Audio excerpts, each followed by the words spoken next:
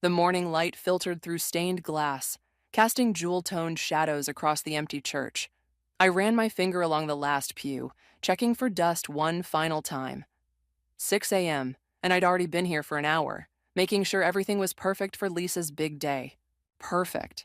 That word had defined our friendship for 20 years. Lisa was perfect, the kind of woman who could charm a room without trying, who never had a hair out of place. And I was perfectly happy being the one who made sure her life ran smoothly. The flowers for the altar are wrong, I muttered to myself, adjusting white roses that were already flawless. My phone buzzed with a text from the caterer. Crisis number 3 of the morning, and the sun had barely risen. That's what best friends are for, right?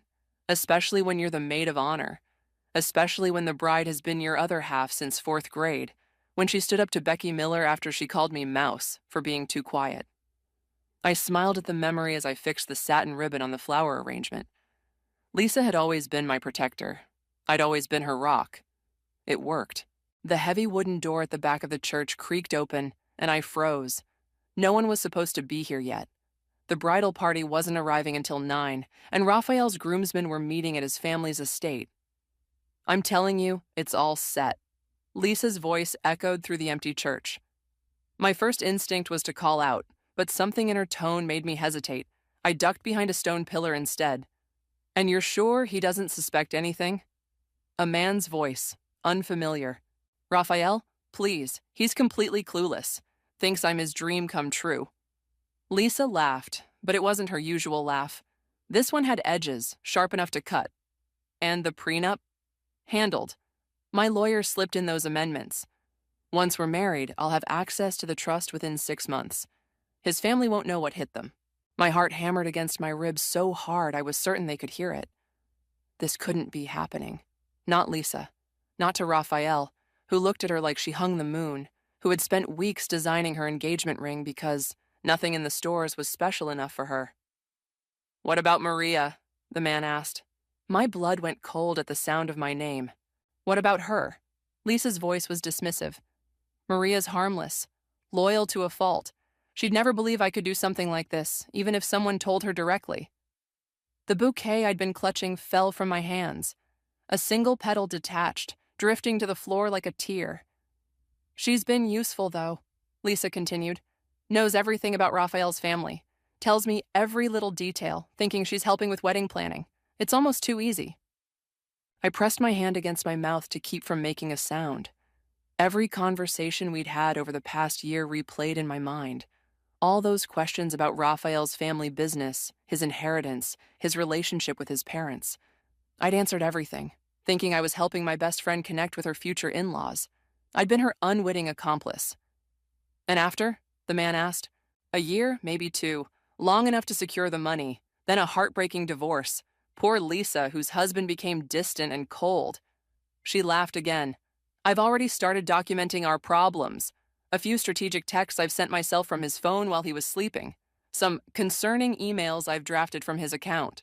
My stomach lurched. I'd held Lisa's hair back when she had food poisoning in college. I'd stayed up all night when her dad died. I'd been the one she called sobbing when she thought Raphael was going to break up with her 6 months ago. Had any of it been real? You're brilliant, you know that? The man's voice was closer now. I know, Lisa replied, and I could hear the smile in her voice. Let's get out of here before someone shows up. I need to play the nervous bride for a few more hours. Their footsteps retreated, the heavy door closing behind them. I slid down the pillar until I hit the floor, my bridesmaid dress pooling around me like spilled wine. What do you do when the person you trust most in the world turns out to be someone you never knew at all? My phone lit up with a text. Lisa, where are you? I'm heading to the bridal suite early. Need my best friend. I stared at those words, best friend, until they blurred. The church door opened again. I scrambled to my feet, wiping tears I hadn't realized were falling. Lisa stood in the doorway, radiant in casual clothes, her wedding dress waiting at the venue. Maria, what are you doing here so early? Her smile was the same one I'd known my entire life. I opened my mouth, but no words came out. She walked toward me, concern creasing her perfect brow. Are you okay? You look like you've seen a ghost. I heard you, I finally managed. my voice barely a whisper. Lisa's expression shifted so subtly most people would miss it, but I knew every micro-expression on that face, or I thought I did. Heard what? She asked, head tilting in confusion. Everything. The prenup, the plan, using me to get information. For one heartbeat, she maintained her innocent expression. Then it melted away, replaced by something cold and calculating I'd never seen before. Well, she said, straightening her shoulders, that's unfortunate timing. She stepped closer, close enough that I could smell her signature perfume, the one I'd helped her pick for the wedding. What are you going to do about it, Maria? She whispered. Who do you think they'll believe, the perfect bride or the jealous best friend? Her smile returned, but now I could see the predator behind it. This is only the beginning, she said softly, and you're either with me or you're in my way. Rain pounded against Sienna's apartment windows, matching the storm inside my head. 3 days since the wedding that never happened. 3 days since I'd watched Lisa's face transform from my best friend into a stranger. Drink this. Sienna pressed a mug of tea into my hands. The warmth seeped into my fingers, but the chill inside me remained. I keep thinking I dreamed it all, I said, staring into the amber liquid. That I'll wake up and Lisa will call me, laughing about some stupid thing Raphael did. Sienna sat beside me on her overstuffed couch, tucking her feet under her. You did the right thing, Maria. Telling Raphael before the ceremony. The right thing. Was it? The memory of Raphael's face when I pulled him aside in the vestry haunted me. The disbelief, then anger, then devastating realization when he confronted Lisa and saw the truth in her eyes. He thanked me yesterday, I said quietly. Called to thank me for saving him from her. See, that's something. I shook my head. You don't understand. When he thanked me, I felt guilty, like I'd betrayed her. That's 20 years of friendship talking, not reason. Sienna reached for my hand. Lisa was using you, using him. She doesn't deserve your loyalty. My phone buzzed on the coffee table. Unknown number. I let it go to voicemail. She hasn't tried to contact you? Sienna asked. Not since she screamed that I'd ruined her life in front of the entire wedding party. I attempted a smile but failed. Hard to come back from that. The phone buzzed again. Same unknown number. Maybe you should answer, Sienna suggested. What if it's Raphael from a different phone? I picked up the phone. Hello? Silence then. Is this Maria? A man's voice. Familiar, but I couldn't place it. Who's asking? Someone who knows what Lisa was really planning. A pause. And what she's planning now. My heart stuttered. Who is this? A friend.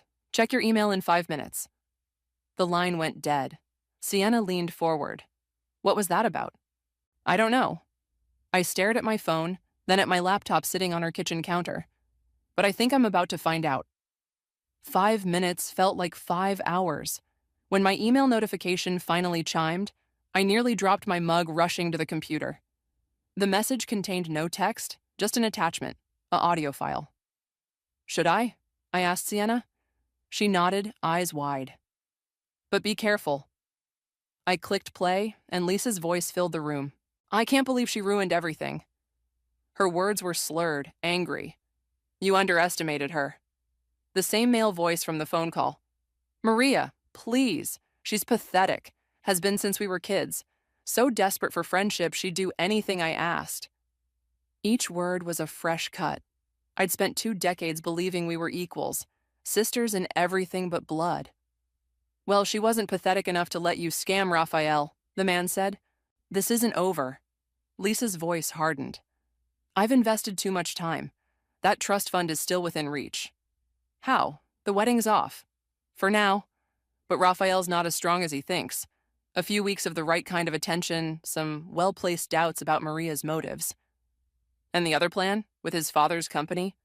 Still on. That's why I need you to keep Caden in line. He gets nervous when things don't go exactly as planned. The recording ended. I sat frozen, staring at the screen. Maria? Sienna's voice seemed to come from far away. What other plan is she talking about? I shook my head slowly. I don't know, but it sounds like she's not done with Raphael. You have to warn him. With what? An anonymous recording I can't verify? I close the laptop. He'll think I'm making it up, or worse, that I'm obsessed with his ex. Then what are you going to do? The question hung in the air between us. What could I do? Lisa had been my closest friend. I knew her habits, her tells, her weaknesses, but I'd clearly never known her heart. I need to find out what this other plan is, I said finally, and who Caden is. Maria. Sienna's voice held a warning. This isn't your responsibility. Isn't it? I introduced them. I vouched for her character for 2 years. The guilt that had been simmering inside me began to boil over. I told him he could trust her with his life. That doesn't make you responsible for her actions. Maybe not, but it makes me responsible for stopping her. I stood up, suddenly restless. I know things about Lisa that no one else does. If she's planning something else, I might be the only one who can figure it out. Sienna looked at me for a long moment. This isn't just about protecting Raphael, is it? I turned to the window, watching raindrops race down the glass. When I heard her in the church, talking about me like I was nothing, I've never felt so small, so stupid. My reflection stared back at me, hollow-eyed and pale. I need to know if anything was real.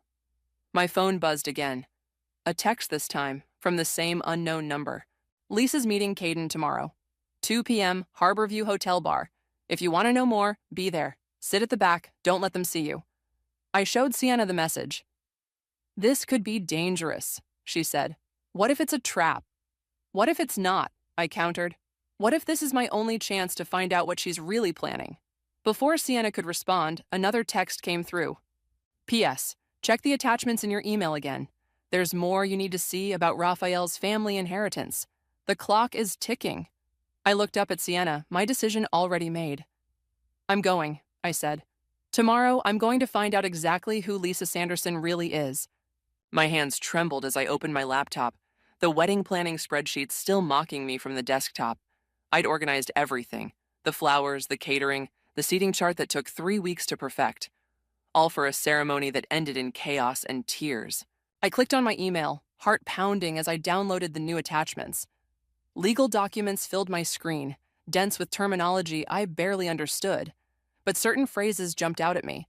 Olson Family Trust, disbursement conditions, majority shareholder vote. I scrolled through page after page until I found it, a highlighted section about Raphael's inheritance. According to the document, he was set to receive controlling interest in his family's company on his 30th birthday, just 6 months away, or immediately upon his marriage, whichever came first. The pieces clicked together with sickening clarity. Lisa hadn't just been after money. She'd been after power. My phone rang, startling me. Raphael's name flashed on the screen. Hey, I answered, trying to sound normal. Maria. His voice was rough, like he hadn't slept. Sorry to call so early. I glanced at the clock, 6:47 a.m. I hadn't slept either. It's fine. How are you holding up? A bitter laugh. About as well as you'd expect. Listen, I need to ask you something. I tensed. Okay. Did Lisa ever mention someone named Caden to you? My breath caught.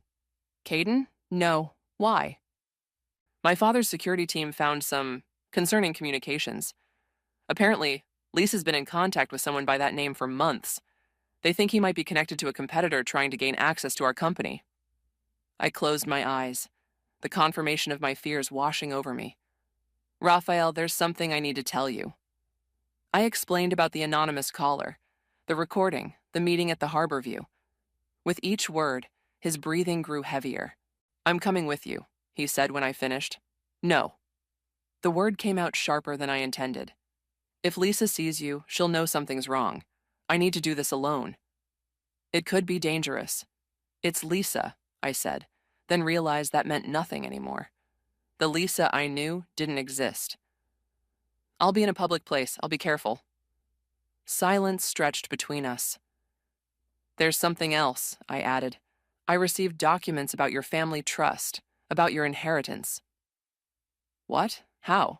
The same anonymous source.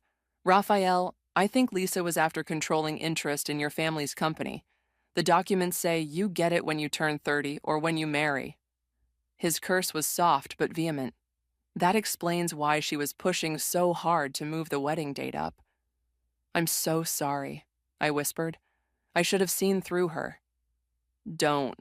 His voice softened. You're the reason I'm not married to her right now. You saved me, Maria. The words should have comforted me. Instead, they felt like another weight on my shoulders. I hadn't saved him because I was smart or perceptive. I'd saved him by accident. I'll call you after the meeting tomorrow, I promised. After hanging up, I stared at the wedding spreadsheets still open on my desktop. With sudden fury, I selected them all and hit delete. Watching them disappear felt like lancing a wound. Painful, but necessary. The Harborview Hotel bar was all gleaming wood and soft jazz, the kind of place where business deals happened over $18 cocktails. I arrived 30 minutes early, choosing a corner table partially hidden by a large potted plant.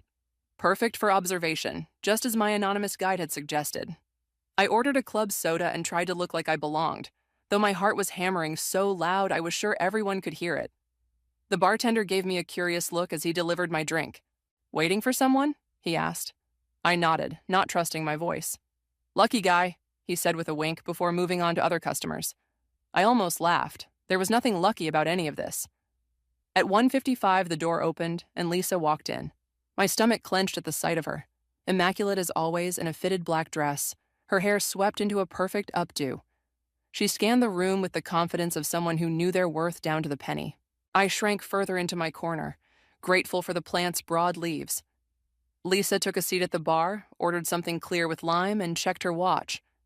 At exactly 2, a man entered, tall with dark hair and the kind of looks that drew attention. He spotted Lisa immediately and joined her, leaning in to kiss her cheek with familiar ease. Caden. Had to be. I pulled out my phone and, pretending to check messages, snapped several photos of them together.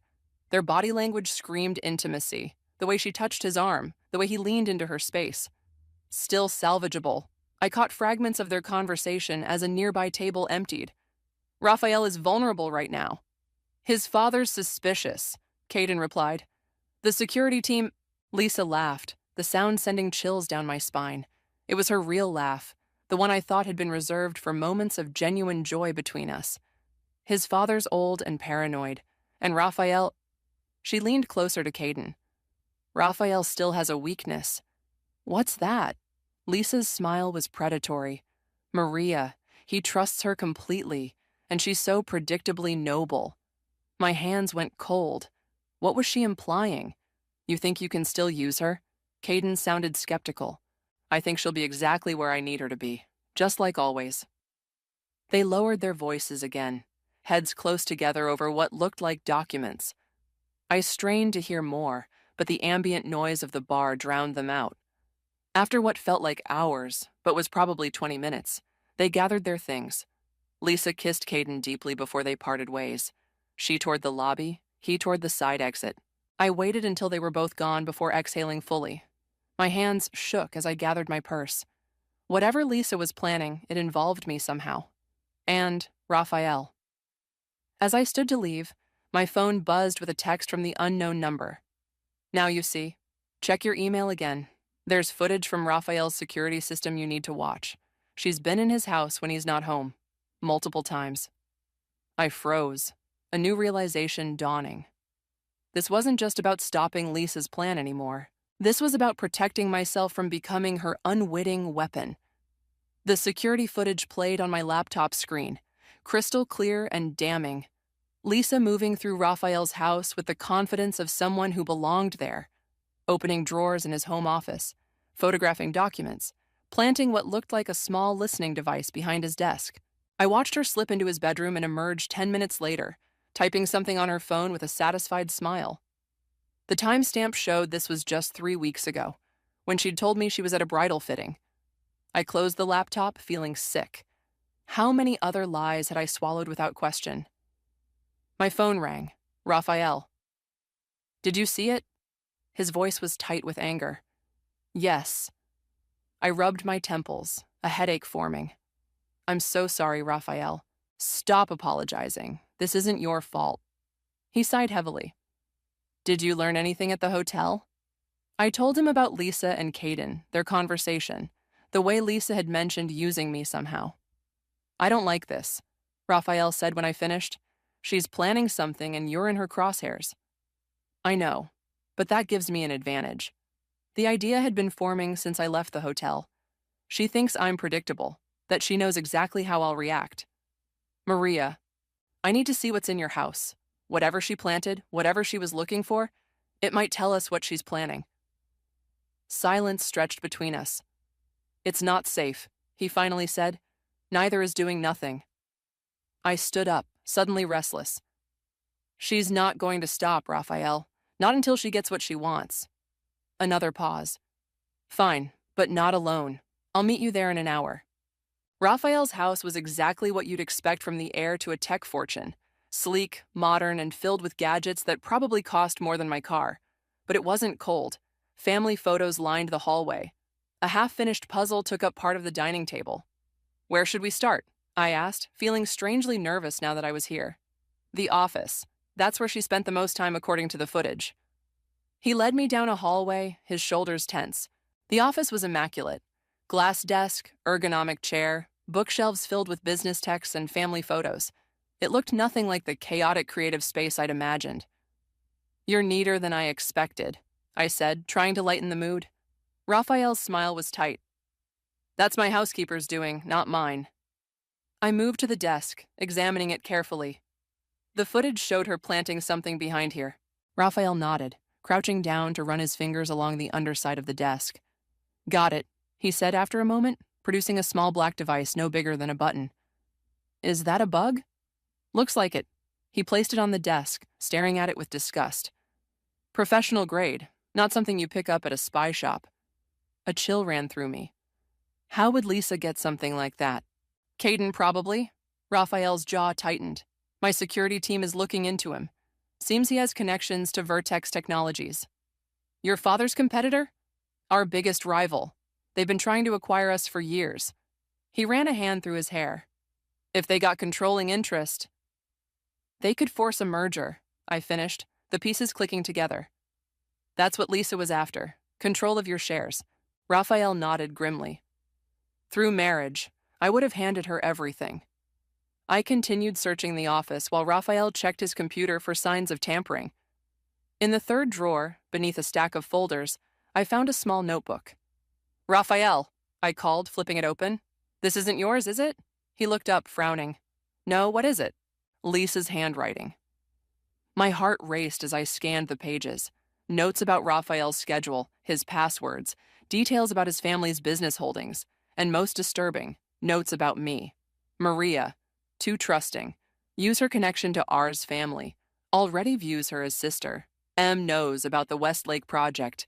Get details through casual conversation. M's loyalty, weakness, exploit as needed. Each word was a fresh betrayal. She'd been strategizing how to use me for months, maybe years. She was playing both of us, I whispered, handing the notebook to Raphael. He flipped through it, his expression darkening. There's more. He pointed to a page near the back. Plans for after the wedding, timetables, contact information for someone at Vertex. I leaned over his shoulder to read, our heads close together. The proximity made my heart skip in a way I didn't want to examine. She was thorough, I said, pulling back slightly. Too thorough. Raphael closed the notebook. This is evidence of corporate espionage. It's enough to... A noise from the front of the house cut him off, the sound of a key in the lock. We froze, staring at each other in alarm. Are you expecting someone? I whispered. He shook his head, reaching for his phone. Before he could call security, a familiar voice called out, Raphael, are you home? Lisa. Raphael motioned for me to stay quiet, pointing to a door that I assumed was a closet. I slipped inside just as Lisa's footsteps approached the office. Through a crack in the door, I watched her enter. She'd changed from the outfit she wore at the hotel, now dressed casually in jeans and a sweater I'd helped her pick out months ago. Lisa. Raphael's voice was controlled, betraying nothing. What are you doing here?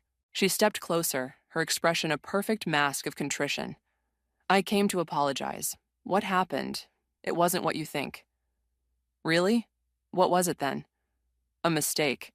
I got cold feet, said things I didn't mean. Her voice broke convincingly. I love you, Raphael. I've always loved you. From my hiding place, I could see Raphael's face harden, but Lisa, focused on her performance, missed it. You still have your key, he said flatly. I was hoping that meant something. She moved closer, reaching for his hand. That some part of you still wants this to work. He stepped back, putting the desk between them. What I want is for you to leave. Lisa's expression shifted, the mask slipping for just a second. Her eyes darted to the desk, where the listening device and notebook lay in plain view. What's that? She asked, her voice suddenly sharp. Before Raphael could answer, I stepped out of the closet. Evidence, I said quietly. Lisa's head whipped toward me, her eyes widening in genuine shock before narrowing with calculation. Maria, of course you're here. Her laugh was brittle. Still trying to come between us? There is no us, Lisa, Raphael said, and we know about Caden, about Vertex, about all of it. For a moment, Lisa stood perfectly still, like a predator assessing its options. Then her posture changed, softened. You don't understand, she said, her eyes filling with tears that looked remarkably real. Caden threatened me. He said if I didn't help him, he'd hurt my family. I was trying to protect everyone. The performance was flawless. If I hadn't heard her at the hotel, seen the footage, read her notes, I might have believed her. Stop lying, I said, my voice steadier than I felt. It's over, Lisa. Her gaze locked with mine, and in that moment, the pretense vanished. What remained was cold, calculating fury. You have no idea what you've done, she said softly. This isn't over. Not by a long shot. She turned and walked out, her footsteps echoing through the house until the front door slammed. Raphael exhaled slowly. That could have gone better. I picked up the notebook, my hands trembling slightly. She knows we know. Whatever she's planning next. Will be worse, he finished grimly. We need to be ready. The clinking of silverware against fine china felt deafening in the tense silence of the Olsen family dining room.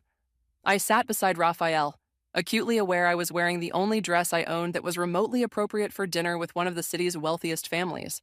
Raphael's father, Edward, cut his steak with surgical precision, his expression unreadable.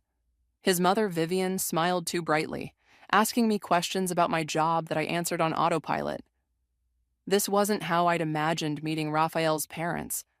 Not as the woman who'd exposed their almost daughter-in-law as a corporate spy. So, Maria, Edward finally addressed me directly. Raphael tells me you've known Lisa for most of your life. I set down my fork. Yes, since we were 9. And you never suspected anything unusual about her intentions? The question hung in the air like a guillotine blade. Dad, Raphael warned. It's a fair question, Edward insisted. If this woman was plotting corporate espionage for years, there must have been signs. Heat crept up my neck. There were probably dozens of signs. I missed them all. Because you trusted her, Vivian said gently. Because I wanted to believe the best of her, I corrected. There's a difference. Edward studied me, his gaze clinical. And now? What do you want from all this? I don't want anything, I said, meeting his eyes. I'm trying to help clean up a mess I unknowingly helped create. By attending a family dinner, his skepticism was palpable. By discussing our next steps, Raphael interjected. Maria found Lisa's notebook. She overheard her with Caden. She's been crucial to understanding what we're up against. Edward's expression softened marginally. Yes, the notebook. My security team was quite interested in that. He turned back to me. You realize this situation is escalated beyond a personal betrayal? Vertex Technologies has been trying to acquire our company for years. With the information Lisa gathered, they could potentially force a hostile takeover. My stomach tightened. I understand. Do you? Edward leaned forward. Because my son seems to trust you implicitly, and given recent events, I find myself questioning his judgment. Dad, that's enough, Raphael snapped. No, it's okay, I said, placing my hand briefly on Raphael's arm. Your father's concern is valid. I turned back to Edward. I've spent the past week questioning every interaction I've ever had with Lisa, every confidence I shared, every time I vouched for her character. I understand your skepticism better than anyone. A heavy silence fell over the table. Well, Vivian said brightly, who's ready for dessert? Later, Raphael and I stood on the terrace overlooking the manicured garden, the night air cool against my skin. I'm sorry about my father, he said, leaning against the stone balustrade. Don't be. He's protecting his family and his company. I wrapped my arms around myself. I'd be suspicious of me too. Raphael turned to face me. But I'm not. Suspicious, I mean. Maybe you should be. The words slipped out before I could stop them. I didn't see through Lisa for 20 years, Raphael. What does that say about my judgment? It says you're loyal, that you see the best in people. He stepped closer. Those aren't flaws, Maria. Something in his voice made me look up. The intensity in his eyes caught me off guard. The board meeting is tomorrow, he said, changing the subject. My father wants to discuss countermeasures against Vertex. What can I do to help? Actually, there's someone I want you to meet. My father's lawyer, Zechariah. He's been looking into Lisa's background, and he has questions only you might be able to answer. I nodded, though anxiety fluttered in my chest. Of course. Raphael's phone buzzed. He glanced at it, frowning. It's Zechariah now, actually. He says it's urgent. He answered, putting the call on speaker. Raphael, a deep voice said without preamble. We have a situation. Lisa just filed a restraining order against Maria. What? I gasped. She's claiming harassment, stalking, and threatening behavior. Says Maria has been obsessed with you for years and orchestrated this whole situation out of jealousy. My knees weakened. I gripped the balustrade for support. That's absurd, Raphael said. We have evidence. Evidence you obtained illegally, according to her filing. Zechariah cut in. She claims Maria broke into your house and planted the notebook. I was with Maria the entire time, Raphael protested, which she's spinning as proof of your affair. She's painting herself as the victim of a conspiracy between you two. The world seemed to tilt beneath my feet. This can't be happening. It gets worse, Zechariah continued. She's given an interview to the Business Journal. It publishes tomorrow morning, right before the board meeting. Raphael cursed under his breath. Can we stop it? Not without making ourselves look guilty, but there's something else you should know. Zechariah paused. The reporter she spoke to. He's received photographs of Maria entering and leaving your house multiple times this week, and one of you two on the terrace right now. I spun around, scanning the darkness beyond the garden. Nothing but shadows. We're being watched, I whispered. She's setting the stage, Zechariah said grimly, making it look like Maria manipulated you, that she's been the puppet master all along. The realization hit me like a physical blow. Lisa wasn't just trying to salvage her plan. She was making me the scapegoat, using my friendship with Raphael to discredit us both. What do we do? I asked, my voice small. We need to meet tonight, Zechariah said. I have an idea, but it's unorthodox. Anything, Raphael replied. Name the place. My office. 1 hour. And Raphael, come separately. No more fuel for her fire. The call ended, leaving us in stunned silence. She's always been good at turning things around, I said numbly, making herself the victim when she's caught. Raphael reached for my hand, squeezing it gently. We'll fight this, Maria. Together. I looked down at our joined hands, then back at the shadowy garden where someone might still be watching, documenting this moment of connection as evidence of some fictional conspiracy. That's exactly what she wants, I said, pulling my hand away. For us to look like we're in this together, like we planned it. So what? We know the truth. The truth might not be enough. I stepped back, creating distance between us. Not against a story as compelling as the one she's creating. In the soft terrace lighting, I saw something shift in Raphael's eyes, determination hardening into resolve. Then we'll need to create a better one, he said, and I think I know how. Fallen leaves crunched beneath my feet as I walked through the park, each step matching the rhythm of my racing thoughts. The morning air was crisp, carrying the first hint of winter. I pulled my jacket tighter, less against the cold and more against the growing sense of isolation. 3 days had passed since the meeting with Zechariah. 3 days of careful planning, of staying away from Raphael, of playing the part Lisa had unwittingly assigned me, the scorned friend, retreating in shame. My phone buzzed. Sienna. Have you seen it? She asked when I answered. Seen what? The interview. It's everywhere, Maria. My stomach dropped. How bad? Bad. Her voice softened.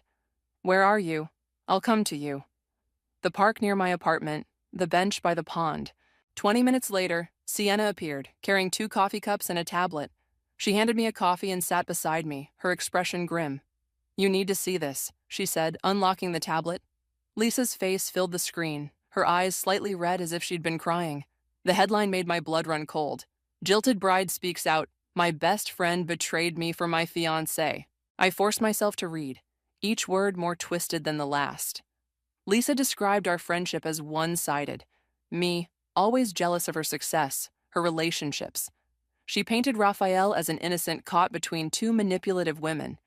And most damning, she suggested I'd been feeding her false information about Raphael's family business to sabotage her relationship. She's turned everything upside down, I whispered. Keep reading, Sienna urged. Near the end, Lisa expressed concern for Raphael, suggesting he was being manipulated by me and his father's paranoid fears about corporate espionage. She even managed to make her relationship with Caden sound innocent, just a friend helping her navigate her concerns about the Olsen family's business practices. The comments are worse, Sienna said softly. I scrolled down, each comment like a knife. People who didn't know me, didn't know any of us, confidently declaring me the villain, a homewrecker, a jealous, obsessive friend. I can't believe people are buying this, I said, handing the tablet back. People love a scandal, and Lisa's story hits all the right notes. Betrayal, jealousy, corporate intrigue. Sienna squeezed my hand. But it doesn't matter what they think. What matters is the truth. Does it? I stared at the pond where ducks glided across the surface, unconcerned with human drama. Lisa's winning. Again, just like she always has. This isn't like you, Maria. You don't give up. Maybe that's the problem. Maybe I should have given up on Lisa years ago, the first time I realized our friendship wasn't equal. I took a sip of coffee, welcoming the bitter warmth. Did I ever tell you about my 16th birthday? Sienna shook her head. Lisa threw me a surprise party, invited everyone from school, decorated my parents' basement. It was perfect. I smiled at the memory. Except halfway through, I overheard her telling someone she only did it because her crush would be impressed by her generosity. That's awful. The thing is, I convinced myself it didn't matter, that her reasons weren't important, only the result. I laughed hollowly.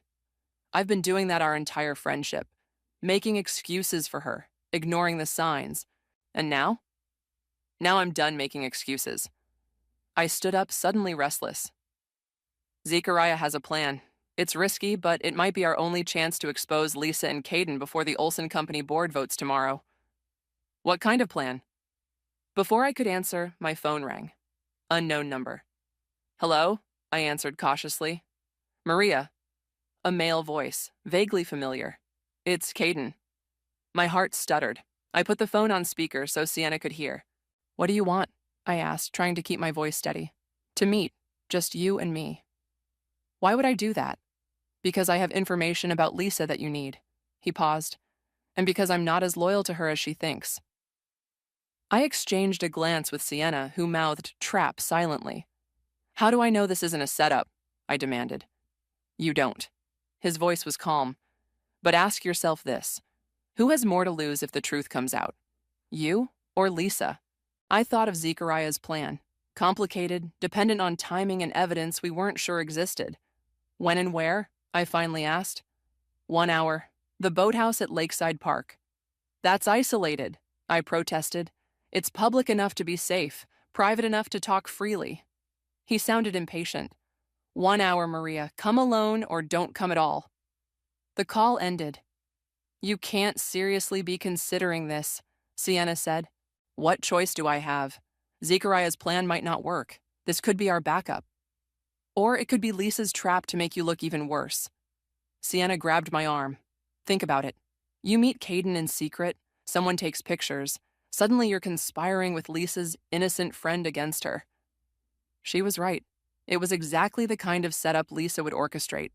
Then what do I do? I asked, frustration building. Wait for Zechariah's plan and hope it works? Hope the board believes Raphael over Lisa? Hope the truth magically comes out? No. Sienna's expression hardened with resolve. We spring their trap, but on our terms. The boathouse stood at the edge of the lake, its weathered wood blending with the autumn landscape. I approached slowly, every sense on high alert. According to our hastily revised plan, Sienna was positioned nearby with her camera, ready to document whatever happened. Caden was waiting inside, leaning against a stack of canoes. He straightened when he saw me. "You came," he said, sounding genuinely surprised. "I want to know what you know about Lisa." He studied me for a moment. "You're nothing like she described." "And how did she describe me?" "Naive, easily manipulated, blindly loyal." He shrugged. "But you figured her out. That took courage." "It took me 20 years too long," I countered. "What do you want, Caden?" "To make a deal." He stepped closer. "Lisa's plan is falling apart. Vertex is getting nervous. They're looking for someone to blame when this all goes south. And you don't want it to be you." He smiled thinly. "Smart girl. What kind of deal?" "Information for immunity. I tell you everything. About Lisa, about Vertex's plans, about who's really pulling the strings, and you make sure the Olsons don't come after me." I laughed incredulously. Why would they agree to that? Because what I know could save their company. His expression turned serious. "Lisa isn't working alone, Maria. She never was." Before I could respond, the boathouse door opened. Lisa stood in the entrance, her expression a mixture of triumph and fury. "I knew you couldn't be trusted," she said to Caden. Then to me, "And you, always so predictable." My heart sank as I realized Sienna had been right. It was a trap after all. "You set this up," I said to Caden. He at least had the decency to look apologetic. "Nothing personal." Lisa stepped into the boathouse, closing the door behind her.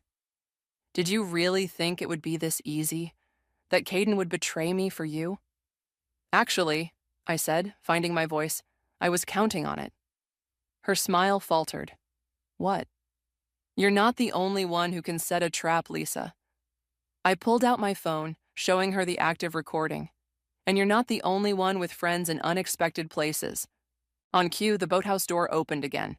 Zechariah stepped in, followed by Raphael and 2 men I didn't recognize. "Lisa Sanderson," Zechariah said formally, "I believe you've just implicated yourself in corporate espionage. Again." Lisa's face drained of color as she realized what had happened. Her eyes locked with mine, cold with hatred. "This isn't over," she whispered. For the first time since this nightmare began, I felt something like certainty. "You're right," I agreed. "It's just beginning." The private chapel on the Olson estate felt charged with expectation, sunlight streaming through stained glass windows and casting jewel-toned patterns across the stone floor. I paced the length of the small sanctuary, my footsteps echoing in the silence. In less than an hour, everything would change. My phone buzzed with a text from Sienna. "Are you ready for this?" Was I? The plan we'd crafted with Zechariah was risky. If it failed, Lisa would walk away unscathed, possibly with enough leverage to still damage the Olsons.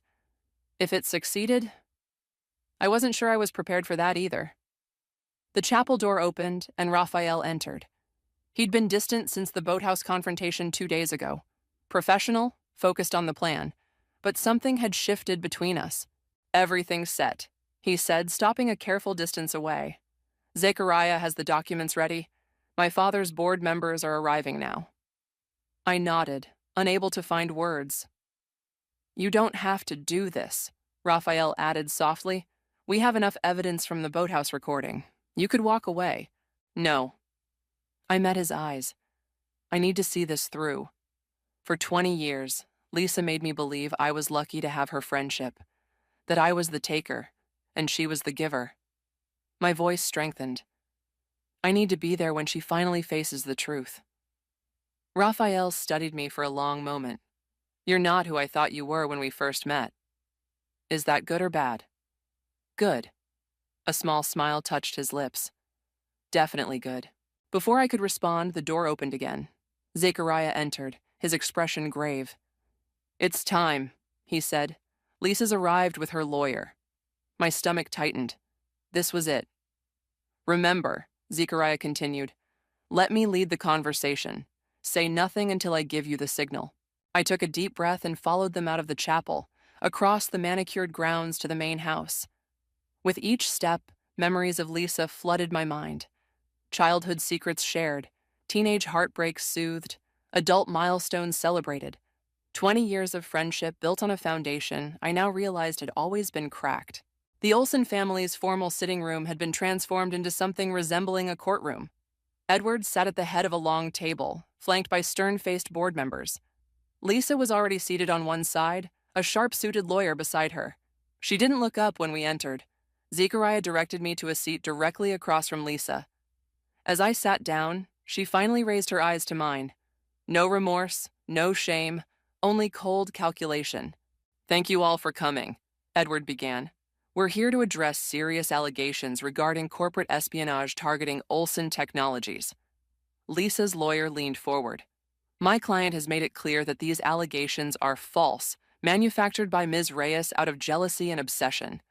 That's why we've gathered evidence beyond Ms. Reyes's testimony, Zechariah replied smoothly. He placed a folder on the table. Financial records showing payments from Vertex Technologies to an offshore account linked to Ms. Sanderson. Communications between Ms. Sanderson and Vertex executives dating back 18 months. And most damning, he paused for effect, testimony from Caden Watson, detailing the entire operation. Lisa's composure cracked. Caden would never. Mr. Watson reached an immunity agreement with federal investigators yesterday, Zechariah interrupted, in exchange for his full cooperation. The room fell silent as the implications sank in. This wasn't just about corporate espionage anymore.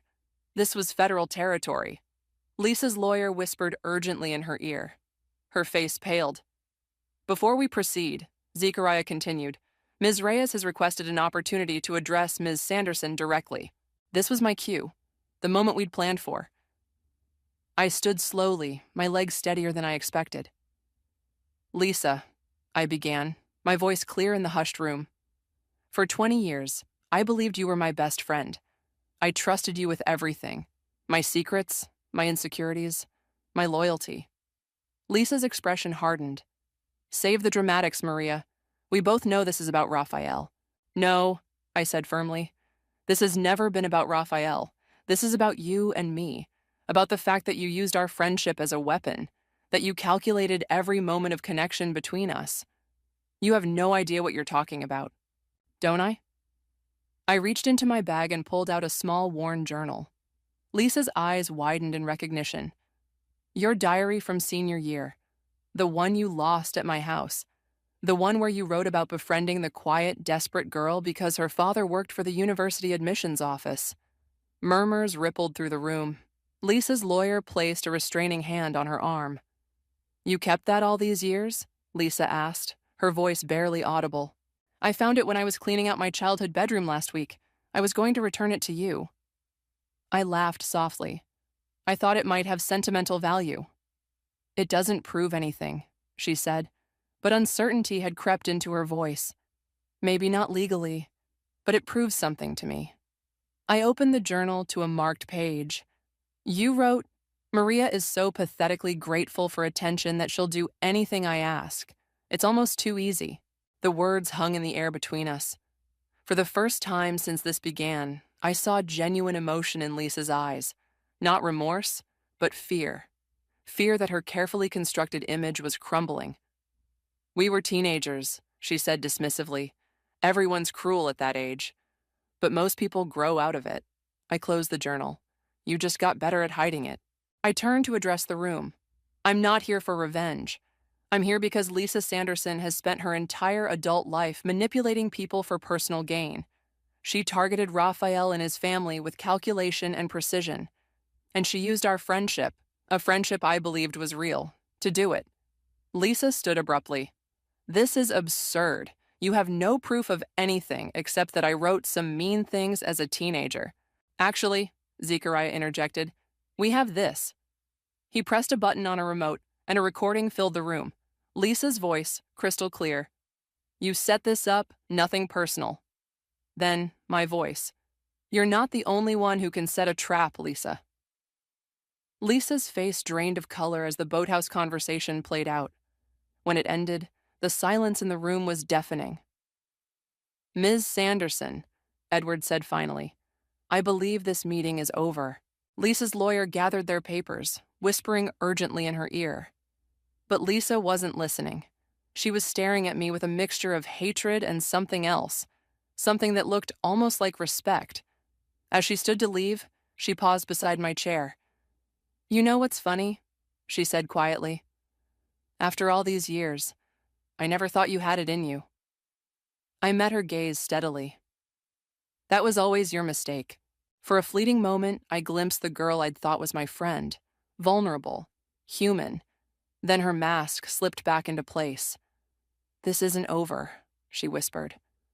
Yes, Lisa, I replied, feeling a weight lift from my shoulders. It is. Steam rose from the tea in my hands as I sat on my apartment balcony, watching the city wake up.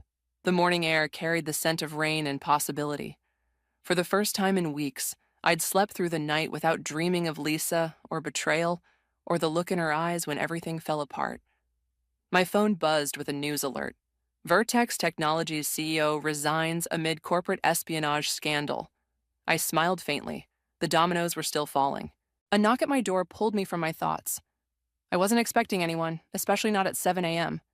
Through the peephole, I saw a delivery person holding a small package. Maria Reyes? She asked when I opened the door. That's me. Sign here, please. The package was lightweight, unmarked except for my name and address. No return information. I set it on my kitchen counter, studying it with suspicion. After everything that had happened, paranoia felt justified. Finally, curiosity won. I carefully opened the package to find a thumb drive and a handwritten note. You deserve to know everything.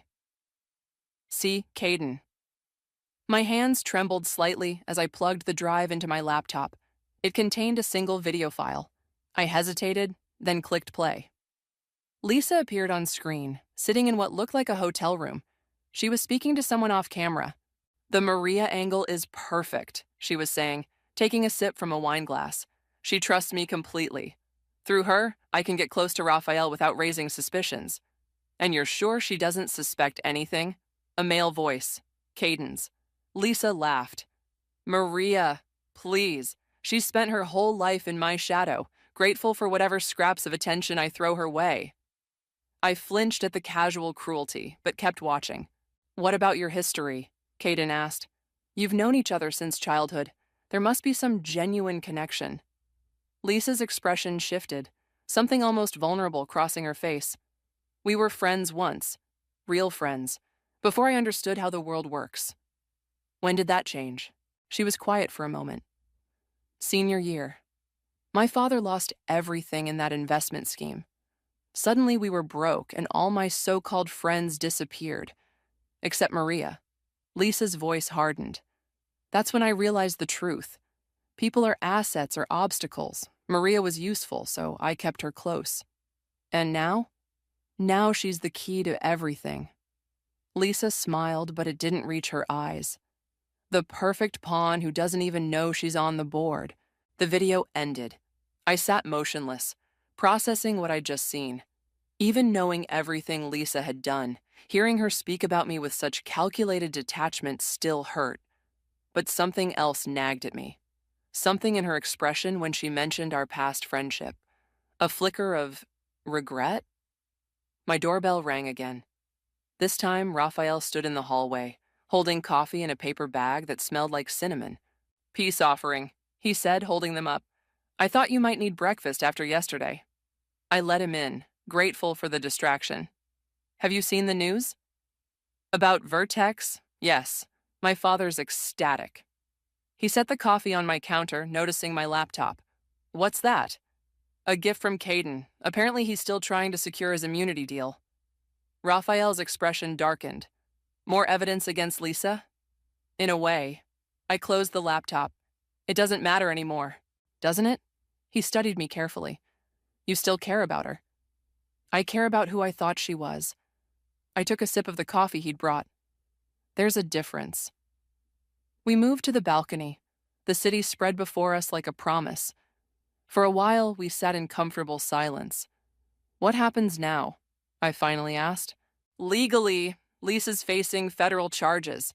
Caden too, probably, despite his cooperation. Raphael shrugged. My family's company is safe. The board voted unanimously to implement new security protocols. That's not what I meant. He smiled slightly. I know. Another silence stretched between us, filled with unspoken possibilities. I'm selling my wedding planning business, I said suddenly. Raphael looked surprised. Why? You're good at it. I was good at it because I lived for other people's happiness, making their dreams come true because I didn't have any of my own. I turned to face him. I don't want to do that anymore. What do you want, Maria? The question hung in the air between us. 6 weeks ago, I wouldn't have had an answer.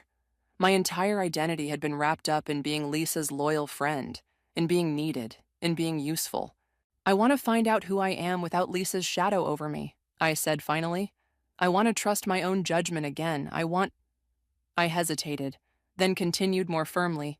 I want to build connections that are real, not convenient, not useful, just real. Raphael nodded slowly. That sounds like a good place to start. My phone chimed with a text. I expected Sienna or Zechariah, but the number was unfamiliar. I meant what I said. It's not over.